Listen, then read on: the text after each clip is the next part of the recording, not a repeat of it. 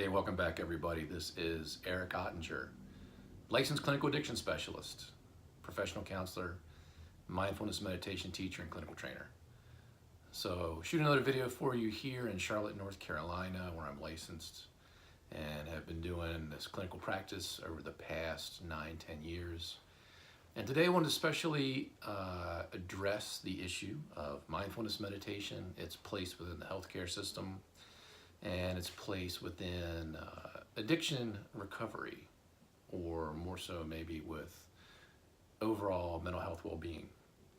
Mindfulness meditation is something that has been around for thousands of years, and over the last really several decades has grown and grown in terms of importance and popularity within the scientific community, because we now have the ability to study and document the brain in ways that we never did. And so a lot of the science within the field of psychology, within neuroscience, really is highly focused on the impact of mindfulness meditation on the functioning of the brain and how that creates some changes that might be very relevant to you or somebody that you love. Essentially, the brain is very much a changeable thing, very much like the other organs in our bodies, despite maybe some of the impressions that we've had over the years that the brain is a fixed thing or that it's done over a certain amount of time. It is actually what they call plastic, changing and reshaping itself on a daily basis based upon what we do and how we do it, who and what we come in contact with, and essentially everything that you can consider to be a therapy service or a therapeutic intervention in one way or another helps to reshape the brain in some way, shape, or form. So medications do this, therapy does this, meditation does this, effective social support and connection does this, and then certainly things like isolation or being surrounded with the kinds of peer influences that might be negative, critical, judgmental, or to encourage the kind of behaviors which maybe have caused trouble for you in the past. Those will also help to influence the brain, the actual physiology and functioning of the brain. So one of the simplest things to be able to do is to have a short experiment with meditation itself. And so if you're willing to give that a shot, we're going to do that right now. And so step one in this process is really to just achieve a comfortable sitting position. Now you could do this also standing, lying down, whatever position or posture is comfortable for you in this moment. But if you are sitting in a chair, allowing the attention to begin to notice the feet touching the ground if they are, the body making contact with the chair. And what we're really doing is giving our attention a deliberate focal point. So the breath and the body are always in the here and now, so almost all meditation starts with the breath and the body. If you're willing to, you can go and close your eyes, which I'll do right now. And with the eyes closed, that does tend to eliminate some of the distractions that often accompany the eyes open, wandering, creating new thoughts, connecting with old memories.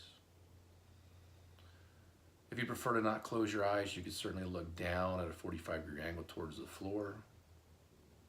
And then if you just create the intention to have an alert, aware, awake attention and start directing that towards the feeling of the breath as it comes and goes in and out of the body. First, noticing the feel of the air as it moves through the nose, particularly noticing the physical sensation of the warmth or coolness of the air. Noticing how it then moves down, fills up the space of the lungs and the chest, creating movement in the lungs, the ribs.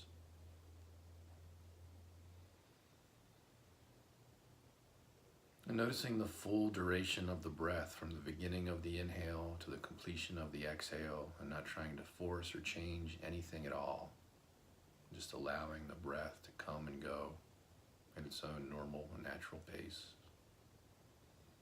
We're not really trying to fix or control anything, just allowing the breath to breathe itself.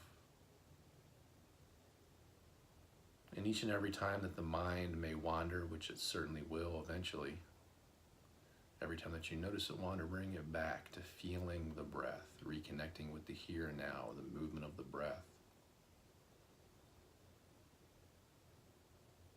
And if you haven't already, going ahead and allowing the attention to really move into the space of the belly,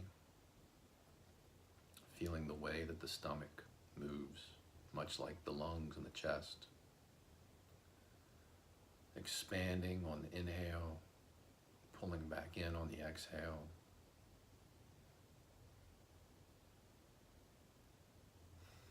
And then breath by breath for the next 5 breaths, seeing what it's like to allow your attention to stay in the space of the stomach. Breathing in and breathing out.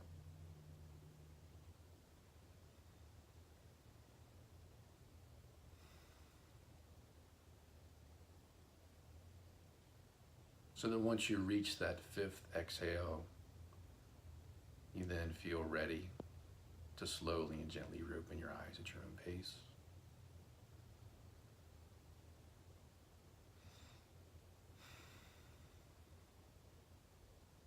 And go back to whatever it was you were doing before this, but now with a little bit different perspective.